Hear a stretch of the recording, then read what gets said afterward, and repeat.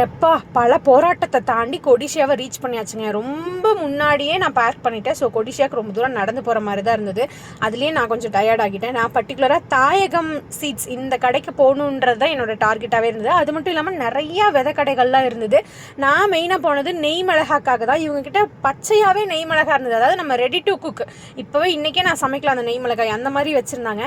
அதெல்லாம் வாங்கினேன். அது மட்டும் இல்லாமல் இன்னும் நிறைய விதை கடைகள் இருந்தது. எல்லாத்துலேயும் நிறைய ஐட்டங்கள் வாங்கியிருந்தேன்.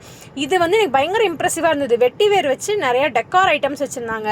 விசிறி இருந்தது, மாலை இருந்தது, நிறைய ஐட்டம் இருந்தது. எனக்கு அது ரொம்ப பிடிச்சிருந்துச்சு. அடுத்து இன்னொரு ஹால் போயிருந்தோம். அங்கே ஃபுல்லாக வந்து மெஷினரிஸ் வச்சுருந்தாங்க. அவ்வளோ அப்கிரேடடாக இருந்ததுங்க. உண்மையாகவே அக்ரிகல்ச்சர் பயங்கரமாக அப்கிரேட் ஆகிடுச்சு அப்படிங்கிறத நான் இங்கே போய் நிறைய விஷயங்கள் லேர்ன் பண்ணிக்கிட்டேன்.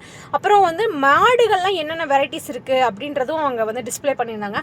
ஆடோட வெரைட்டி, ஆடை எப்படி வளர்க்குறது அதெல்லாமுமே வச்சுருந்தாங்க. அதெல்லாம் நான் வீடியோவில் கவர் பண்ண முடியல. தென்னை மரத்தில் என்னென்ன வெரைட்டி இருக்குது, அப்புறம் இண்டோர் பிளான்ஸ்க்குலாம் தனியாக நர்சரி, கொய்யால என்னென்ன வெரைட்டி இருக்குது, இதெல்லாம் பார்க்க எனக்கு அவ்வளோ ஆசையாக இருந்தது.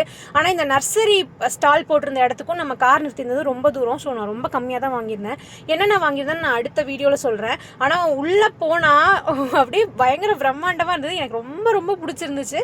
ஸோ என்னென்ன வாங்கினேன்னு நான் அடுத்த வீடியோவில் ஷேர் பண்ணுறேன். பாய்.